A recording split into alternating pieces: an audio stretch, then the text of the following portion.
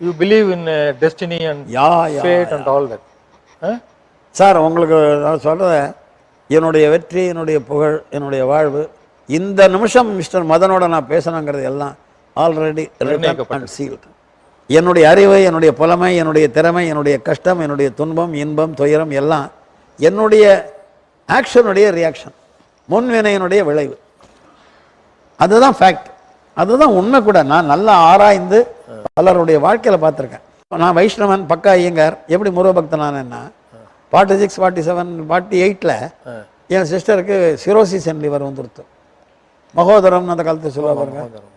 Tube வச்சு water எடுப்பான், 2 வாட்டி மேலே எடுத்தால் செத்து போடுவாங்க. அது எங்கேருந்தா வந்தது? அது குடிகாரனுக்கு வரக்கூடிய வியாதி வரதே கிடையாது. வந்துடுது சார். அது திருச்சி ஜெனரல் ஹாஸ்பிட்டல் அட்மிட் பண்ணியிருக்கான். நான் ரொம்ப ட்ராமா போட்டு உணர்ச்சிகரமாக இருக்கிற காலம். அவள் பிழைக்க மாட்டா, வீட்டுக்கு எடுத்துன்னு போங்கத்தான். ஹாலில் போட்டிருக்க உடம்ப ரேடியை ரெடி பண்ணு.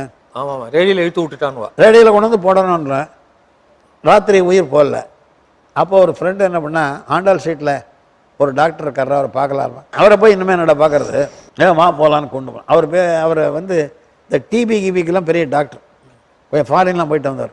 சார்ஜ் பண்ணுவார் 5 ரூபா. அங்கேருந்து கார் ஓட்டின்னு வரணும் ஸ்ரீரங்கத்துக்கு. சார் வந்து எதாவது பாருங்கள் சார், ஆஸ்பத்திரியில் பிழைக்காதுன்னு சொல்லிட்டார். அவர் வந்தார் சார். அவர் வந்து ஏதோ ஒரு இன்ஜெக்ஷன் போட்டார், பிழைச்சிக்கிட்டா. இப்போ பேசலாம் ஆரம்பித்தா 6 மாதத்தில் கல்யாணம் பண்ணி கொடுத்த போது எப்படி இருந்தாலும் அப்படி ஆகிட்டான் சார் உடம்ப. அந்த ஆள் பேர் சுப்பிரமணியன். ஆச்சரியமாக இருக்கு. அந்த ஆள் பேர் சுப்பிரமணியன், முருகன். அந்த வினாடியிலேருந்து நான் முருக பக்தர். உடனே கற்பனை என்றாலும் கற்சலை